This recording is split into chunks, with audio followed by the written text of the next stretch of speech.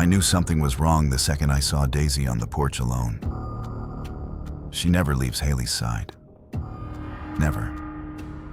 But this time, she was soaked. Her paws, her chest red, the kind of red you can't mistake. Not ketchup, not paint. It was blood, and Haley, she was gone. It was nearly dusk when Daisy came home alone. She wasn't just any dog.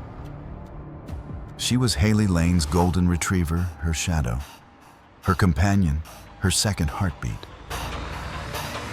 But that night, she didn't come bounding up the porch with her usual joy. She limped. Her golden fur was matted. Her paws were sticky, and her chest was soaked in something dark and unmistakably red. Haley's mother, Karen, opened the door, and the scream that left her throat pierced through the quiet countryside like a siren. "Where's Haley?" she cried out. But Daisy only whined and collapsed at her feet.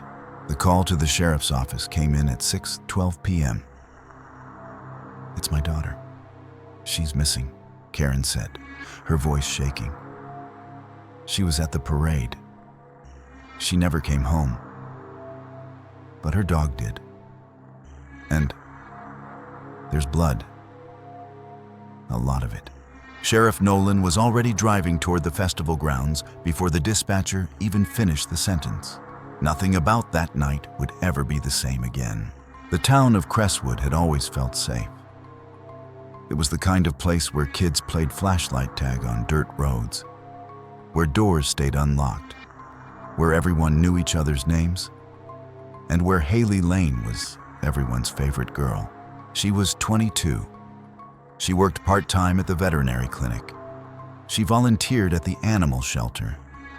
She helped decorate the Harvest Parade floats every October since she was old enough to walk. She didn't drink. She didn't stir trouble. People called her sweet, kind, gentle, and now she was gone. The Harvest Parade had ended just 3 hours before Daisy showed up at home. It was Crestwood's biggest tradition, a festival of hayrides, folk bands, caramel apples, and hand-sewn costumes. Haley had been in charge of organizing the youth float this year. Photos showed her in a sunflower crown, laughing beside a group of kids dressed as pumpkins. In every picture, Daisy was right beside her, tongue out, tail wagging, but in the last photo time-stamped at 4:57 p.m., Haley is walking alone behind the church van, and Daisy isn't in frame. Sheriff Nolan arrived at the Lane residence just before 6:30 p.m. He examined Daisy silently. He didn't need forensics to tell him it was blood. His gut told him something had gone terribly wrong. They rushed to the parade grounds. It was already emptying out. Vendors were packing up. Confetti still drifted in the wind. No one had seen Haley since the parade ended. The sheriff ordered the area sealed. Deputies searched the float garage. Inside, they found her denim jacket folded on a bench, but not a single sign of struggle. No torn fabric, no blood, no phone. Karen called Haley's friends. None of them had heard from her. Her phone went straight to voicemail. By 7:00 p.m., a search party had formed. Flashlights swept through Hollow Creek woods behind the parade grounds. Men and women called her name into the growing darkness. "Haley, Haley, can you hear us?" And Daisy. Daisy had begun barking, relentless, urgent. She led them down a narrow path, barely visible through the brush, then stopped at the edge of the creek and refused to go further. There, half buried in leaves, was Haley's necklace, the one she wore every day, a tiny silver charm in the shape of a paw print. Snapped off at the clasp, Deputy Colt picked it up gently. His hands trembled. He looked toward the trees and whispered. She didn't just walk off. By nightfall, The town was buzzing. The local diners shut down. The church held a candlelight vigil on the steps. Rumors started to spread. Some blamed a drifter seen near the gas station. Others pointed to Brandon Whitaker, Haley's ex. They'd broken up just 2 months earlier. Witnesses said they'd argued by the fountain before the parade began, loud enough to draw stares.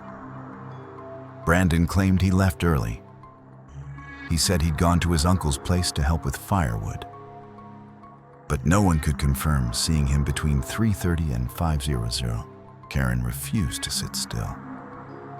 She kept circling the property, calling her daughter's name into the darkness. Each time Daisy heard her voice break, she whimpered louder. By 11:00 p.m., searchers found more. A torn strip of fabric, red and gold, like the parade sashes, stuffed behind a log near Hollow Creek, and claw marks in the dirt, like someone or something had been dragged. Sheriff Nolan called in state police. And then, for the first time in over 30 years, Crestwood became a crime scene. But no one could answer the question pulsing in everyone's minds. Where was Haley? Not until they checked the dog. Forensics combed through Daisy's fur. They found twigs, soil, blood, some of it Haley's. But other traces weren't hers. And embedded deep beneath her nails, tiny fibers of denim, consistent with a jacket. They swabbed her paws, then tracked the direction of her return home. Daisy had crossed 2 barbed fences, a creek bed, and a rusted gate. But she'd left behind no trail. Just questions. By 3:00 a.m., hope was starting to dim. The search was paused until dawn. Karen sat on the porch, Daisy's head in her lap, whispering prayers into her golden fur. And inside the house, Haley's room remained untouched, bed made, windows shut, and on her desk, a planner, open to October 17th. Scrawled in neat handwriting, parade, 2 p.m., final prep. Meet Nolan after. Sheriff Nolan stared at the note. He hadn't agreed to meet her that day. He didn't know what she wanted. But suddenly, a memory returned. 2 weeks before the parade, Haley had come to the station, asked about Old Town records, specifically missing persons. She'd said she was researching for a personal project. He hadn't thought much of it then. Now, it felt like the beginning of something bigger. And if that was true, then maybe Haley hadn't vanished by chance. Maybe she'd uncovered something she wasn't supposed to. As the sun threatened to rise over Crestwood, one truth became clear. The dog didn't come home just to be mourned. She came back as a witness, as a messenger, and somewhere out there, Haley Lane was waiting to be found. At first light, Hollow Creek was crawling with boots, drones, and dogs. State police marked the trail Daisy had taken. She had moved with purpose, almost as if she'd remembered a path. Karen stood behind the crime tape with her arms wrapped around herself. She wouldn't go home, wouldn't sleep, wouldn't eat. Every time someone moved deeper into the woods, she held her breath, waiting for either relief or devastation. Daisy barked again, sharp, urgent. She bolted toward the western bend of the creek. 3 officers followed her. She stopped at a cluster of pines, started pawing at the ground. Underneath the loose soil, a trash bag. Carefully, they opened it. Inside, wet clothes, parade decorations, and a shoe. Karen identified it within seconds. Haley's, the one she'd worn that morning. Yellow canvas, custom painted with sunflowers. Deputy Colt found something else. Tucked in the shoe's heel, a paper scrap. damp, smeared ink, but still legible. 4 words, scrawled in pencil. Not an accident. Ledger. They rushed it to the station. A forensic analyst carefully dried the paper, confirmed it matched Haley's handwriting. The word ledger stood out. No one knew what it meant yet. Sheriff Nolan began combing through town documents. Every file, every report. He returned to the 1987 festival archives. Something about Haley's sudden interest in old cases lingered in his mind. That year, 1987. There had been a girl who vanished. Her name was Janie Harrow, 16. She disappeared after that year's harvest parade. But the case had been quietly closed. No foul play was ever declared. The only odd detail, Janie had also been last seen walking near the float garage, and she had a German Shepherd with her. The dog came home alone, covered in scratches. Sheriff Nolan brought the files to Karen. She had never heard of Janie, but Haley had. Apparently, she'd mentioned the name just a week before the parade. "Mom," she had said, "do you believe in patterns?" Back in the forest, the search team had paused. Rain began to fall. The soil turned slick. Visibility dropped. Then, around noon, Daisy barked again. A different kind of bark, not frantic. Focused, she circled the same area, then stopped beside a fallen tree. There, beneath its roots, was a plastic-wrapped bundle. It wasn't Haley. It was her phone. Still charged, still on. Deputy Colt played the last audio file. A voice memo. It began with Haley's breath. Uneven. Rushed. "If something happens to me, this isn't random. Please, tell my mom I didn't go willingly. And tell Sheriff Nolan to check the ledger. Please, just don't let them bury it again." The search team stood in silence. Even Daisy stopped moving. This wasn't just a disappearance. This was a warning. And it wasn't the first. Later that afternoon, Sheriff Nolan confronted the town treasurer, asked about financial records, especially anything connected to the Harvest Festival budget. He was told the 1987 parade ledger had been lost in a fire. But the fire report never filed. Nolan pushed harder, threatened subpoenas. And that night, a manila envelope was slid under the sheriff's office door. Inside, pages from a torn ledger, donations, names, and an off-books fund labeled only as discretionary parade costs. Brandon Whitaker's father, Daniel Whitaker, was listed among the top contributors. Back then, he had been a deputy. Now, a retired councilman with a clean reputation. Sheriff Nolan's jaw clenched, a quiet rage forming behind his calm eyes.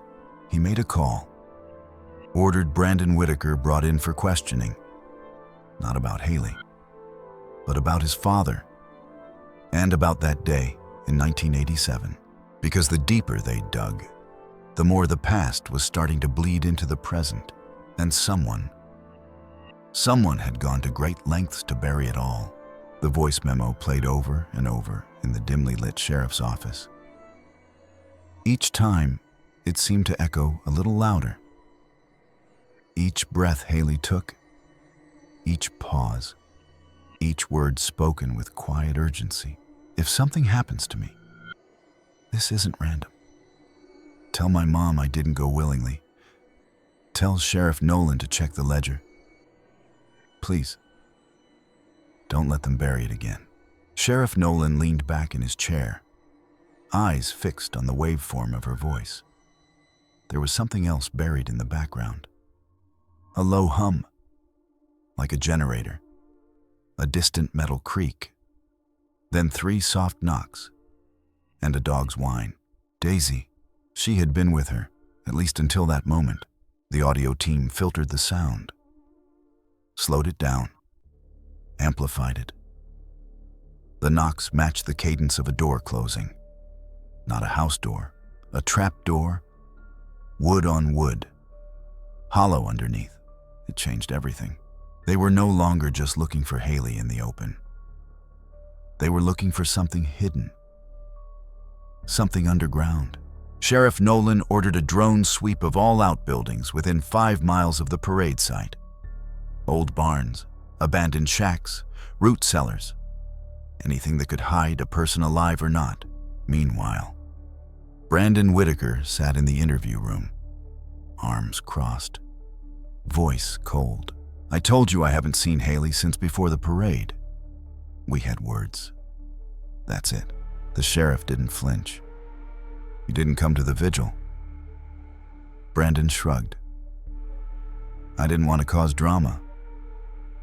Everyone already thinks I did it." But the real questions weren't about Brandon.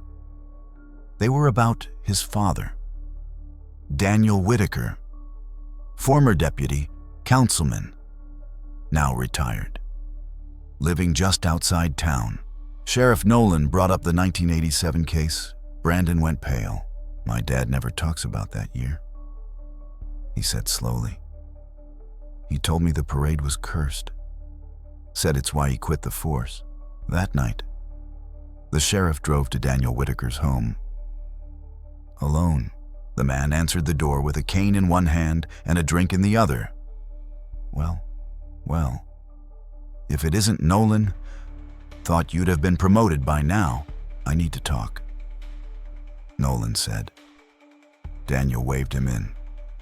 Old photos lined the walls, mostly hunting trophies, fishing trips, council dinners. But one stood out. A faded parade photo from 1987.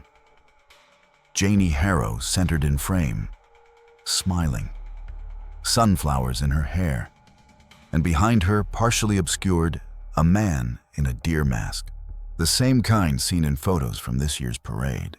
Nolan asked about it. Daniel went silent, then muttered, "You don't want to dig that up. I think your son's friend would disagree." "She's not my concern," Daniel snapped. "She's yours." But as Nolan turned to leave, Daniel added something quietly. "Check the old cabin. The hunting one. The one off County Road 9. The one we weren't supposed to use after 87. The next morning, the sheriff led a team into the forest beyond County Road 9. They found the cabin, weathered, padlocked. No tire tracks nearby, only animal prints. They forced the door.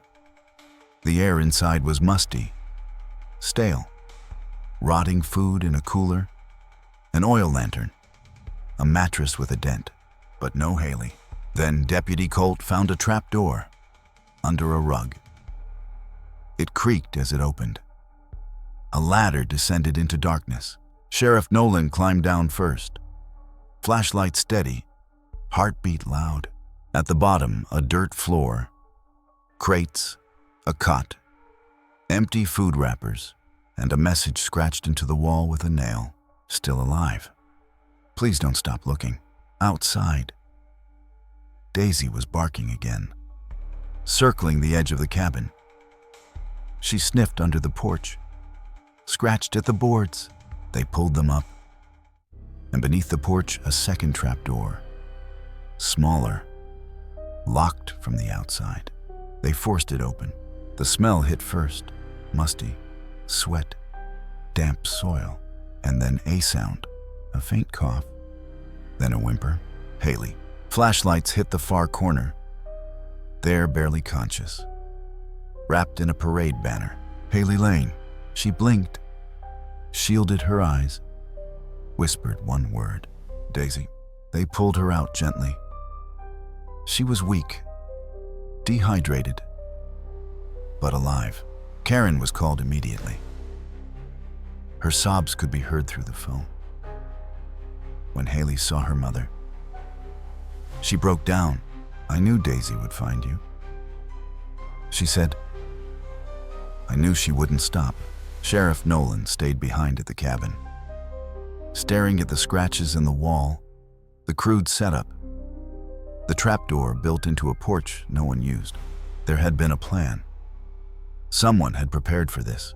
But Haley hadn't just been a victim. She'd left breadcrumbs, voice memos, notes, clues. She knew something. And someone in town still wanted it buried. This wasn't the end. This was only the start. Haley was alive. But she wasn't safe. Not yet. Not as long as the truth remained buried. Doctors said she would recover. Her physical wounds were minimal. But the psychological ones, they ran deep. She spoke slowly, carefully, sometimes stopping mid-sentence to breathe, to gather herself. Sheriff Nolan sat beside her hospital bed with a notepad. He didn't press. He didn't rush. He simply asked, "What did you find?" Haley looked at him, eyes dry, voice low. "There's money. Hidden money. It's been flowing through the Harvest Parade Fund for years." She told him it started with a research paper, a college project on community festivals and budgets.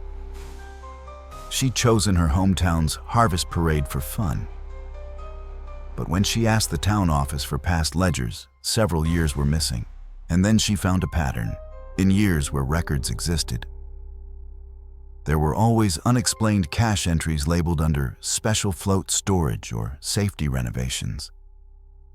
But there were no receipts, no listed vendors, just withdrawals. Thousands of dollars. Gone. She dug deeper, checked council meeting minutes. Some years, no meetings were even held before funds were approved.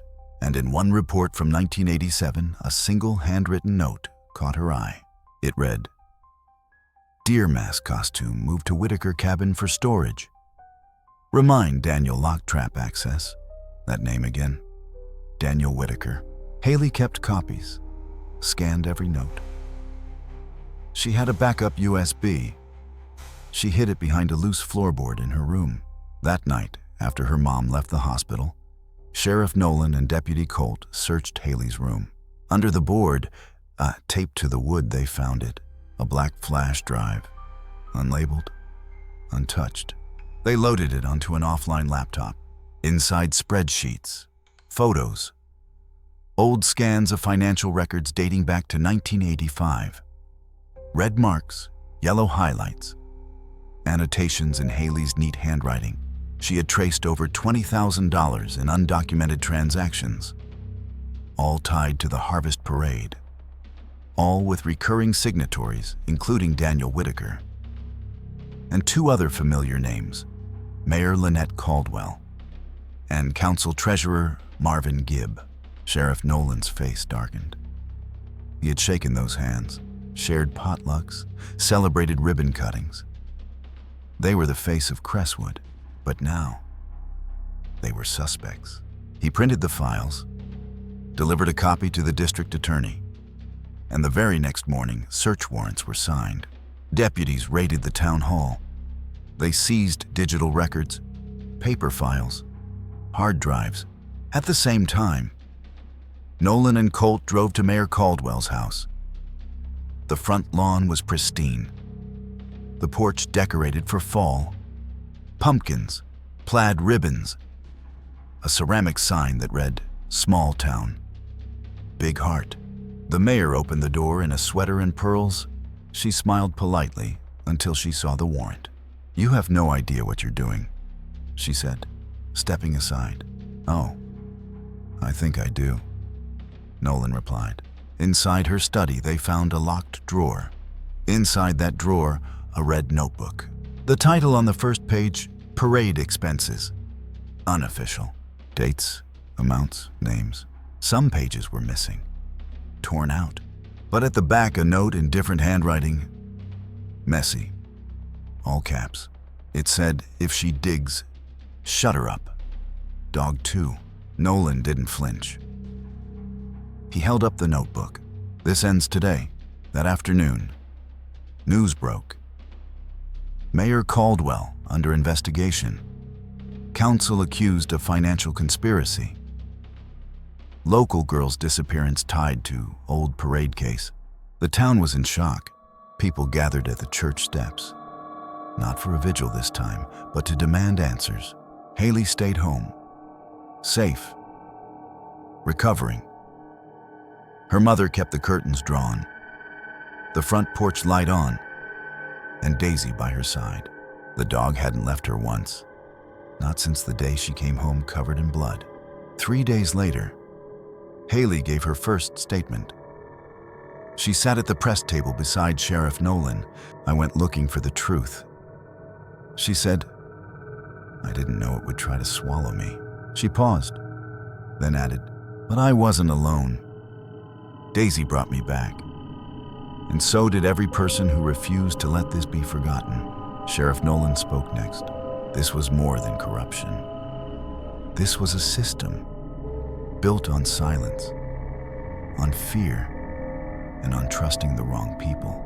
He looked into the camera, but no more. "We're going to dig it all up. Every last nail, every ledger, every name." And in the back row of the press room, an old man sat quietly. Daniel Whitaker. Hands folded, eyes closed. He didn't speak, didn't protest, because deep down, he knew. This wasn't just Haley's story.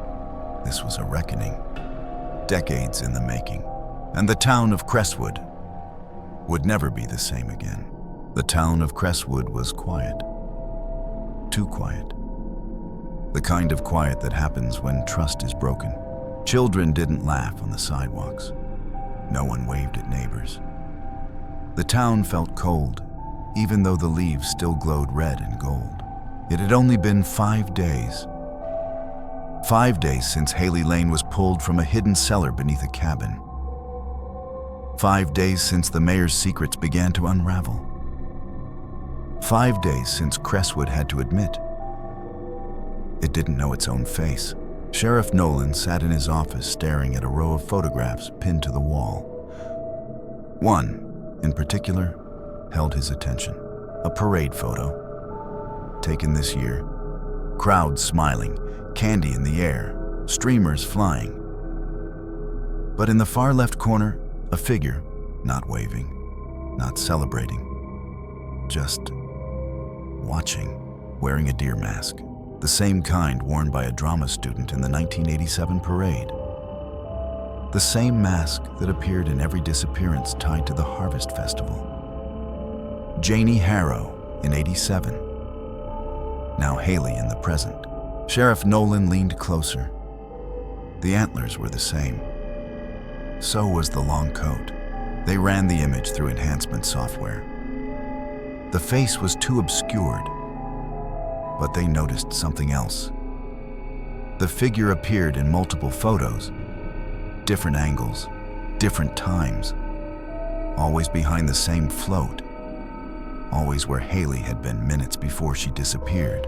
Deputy Colt checked the records. No one had signed out a deer mask from the local theater. No store in town sold one. It wasn't part of any float theme. It had come from somewhere else. Sheriff Nolan called Haley, asked her one simple question. "Did you see anyone in a deer mask?" There was a long pause. Then she whispered, "Yes, but I didn't think it meant anything." He was standing behind the church van. I thought he was just part of a costume group. But when I turned around a few minutes later, he was gone. And Daisy was growling. Daisy, always aware, always watching. Nolan ordered every piece of video from the parade re-examined. Footage from shops, phones, news crews, even drone clips from the high school film club. One video, taken at 4:52 p.m., showed the deer masked figure walking behind the float garage, then disappearing from view. 2 minutes later, Haley followed. Alone. She was never seen on camera again until her rescue. Deputy Colt ran a check on every known individual who had access to the float storage lot. One name stood out: Ethan Rowe. age 41, drama teacher. Resigned quietly 3 years ago. No criminal record. But complaints had been filed. Alleged verbal intimidation. Odd behavior around female students. No action had been taken. Just silence. Ethan owned land outside town. A farmhouse. Abandoned now. He had moved out a year ago, but hadn't sold the property. Sheriff Nolan and a team of deputies drove there at dawn. They found the gate rusted shut, the mailbox full, and behind the house, a locked shed. Inside the shed, costumes, parade props, boxes labeled 87, 93, and 2022, and on a mannequin, a deer mask, handmade. The antlers painted with red streaks, the eyes cut wide and dark, too human, too blank. In a trunk, nearby ribbons from old parades, sunflower crowns, and a small notebook. Inside were sketches of women, their faces distorted. One clearly labeled Janie H., another Haley. He had been watching for years. They found Ethan Rowe 3 hours later, living under a new name in a neighboring county. He had changed his appearance, dyed his hair, grown a beard. When arrested, he didn't speak, not a single word, but in his backpack, a photo. Haley at the festival, printed and folded. At the press conference, Sheriff Nolan faced the crowd. Ethan Rowe is in custody. We believe he is responsible for the abductions tied to the Harvest Parade. This was not random. This was part of something older, darker, something enabled by silence and tradition. The mayor and the treasurer were already facing charges for financial conspiracy. But Ethan's arrest, that was different. It wasn't about money. It was about obsession. And the way a town can ignore the strange man on the edge of the crowd until someone vanishes. That night, Haley stood on her porch, wrapped in a blanket, Daisy at her feet. The stars above were quiet, and for the first time in days, so was her mind. She whispered to the dog, "You found me." Even when no one else knew where to look, Daisy wagged her tail, gently pressed her nose to Haley's hand. The town had been cracked open. Secrets had spilled. Masks had been removed. And for the first time, the Harvest Parade would never be the same again. Because this time, the girl came home, and she brought the truth with her. The morning after Ethan Rowe's arrest, the town tried to breathe again. Shops reopened, school buses rolled through. But under the surface, everything still felt cracked. People spoke in whispers, stared too long at each other in grocery aisles, like they were afraid of what else might crawl out from behind Crestwood's smiling facade. Haley was recovering, physically stronger. But every knock at the door made her heart skip. Every creak in the floorboards made her turn. Sheriff Nolan knew the case wasn't finished. Ethan had been caught, yes. But what had been found at his property raised more questions than answers. There was still one name that haunted the case. Janie Harrow, the girl who vanished in 1987. The girl who, like Haley, walked behind a float and never returned. The girl whose dog came back alone, covered in scratches. Her body had never been found. Only silence, only story. The town had quietly moved on, but Haley hadn't. From her hospital bed, she asked Sheriff Nolan something no one else had. Did anyone ever check the old well? He blinked. What well? The one behind the church. The one they covered up with boards. The kids used to dare each other to peek inside. Nolan called Deputy Colt. They drove there the same afternoon. Behind the church, half hidden in weeds and blackberry thorns, they found it. A circle of stone, covered by old plywood, nails rusted, edges soft with rot. They pried it open, shined a flashlight down. 20 feet below, a glint. Something caught the light. They lowered a camera. The feed flickered, then cleared. Floating near the surface, a red scarf, stained, tangled in hair, wrapped around something pale. Sheriff Nolan closed his eyes. They called search and rescue, lowered a harness, and within 2 hours, recovered what had been hidden for 36 years, a skeleton.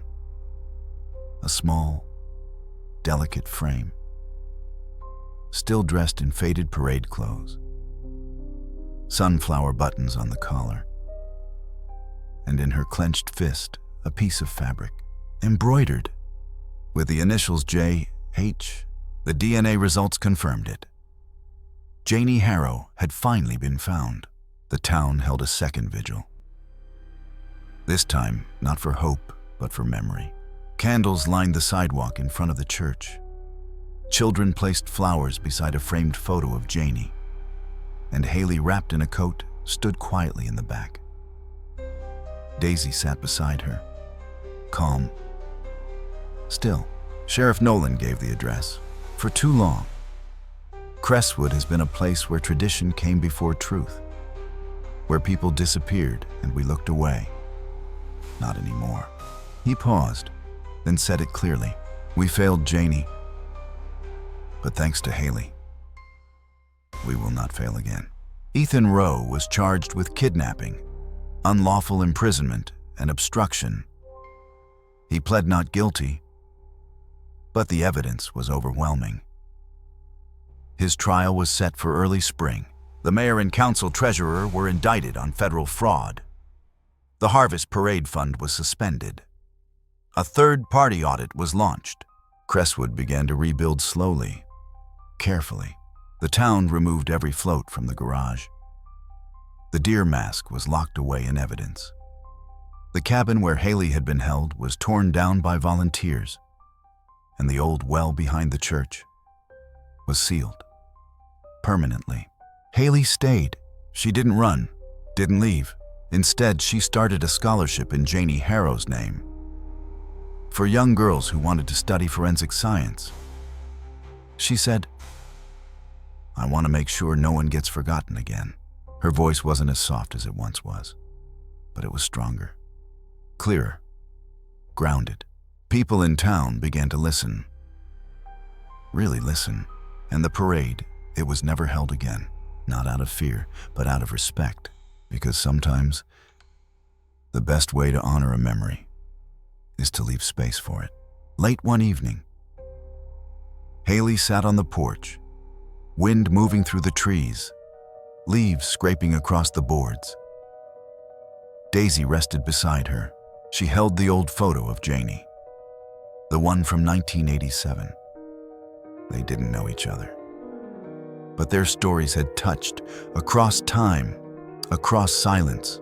Haley whispered, I found you. Daisy stirred, then gently laid her head on Haley's lap. The stars were quiet. But that night, Haley didn't feel alone. The parade floats were gone. The garage was empty. The banners that once lined Main Street had been packed away or burned. Crestwood was quieter now, not just in sound, but in spirit. The town that once boasted loud festivals and bright colors now spoke in softer tones. It had become a place of reflection, of whispered apologies, of long overdue questions. Sheriff Nolan stood in front of the town council chamber, now stripped of its sign. The place where silence had once been policy, where corruption had been neatly filed into folders, where voices like Janie's, like Haley's, had been ignored. But now, those voices echoed, not because they screamed, but because they refused to be silenced again. Inside, the sheriff placed a folder on the desk. It contained the last of the evidence. Documents from 1987 through 2022. Files recovered from basements, closets, locked drawers, all now public record. No more secrets. No more ledgers hidden behind charity slogans. No more masked watchers behind parade floats. Crestwood was changing. Across town, Haley visited the school library, not to check out a book, but to donate one, a binder, titled simply, "The Cost of Silence." Inside her notes, her photos, her voice memos, and a letter to the next girl who might feel unheard. She left it with the librarian and walked out into the crisp fall air. Daisy at her heels. Students watched her pass with quiet respect. Some waved, some nodded.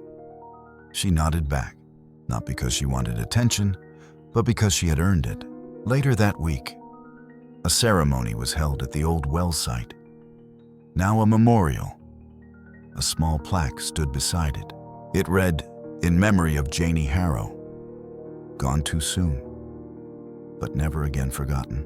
The plaque bore both girls' names, because without Haley, there would be no closure, no reckoning. Karen stood beside her daughter, held her hand, and whispered, "You saved more than yourself." Haley didn't respond. She only smiled and placed a sunflower beside the stone. That night, Sheriff Nolan sat on his porch, coffee in hand, watching the moonlight touch the tops of trees. His phone buzzed.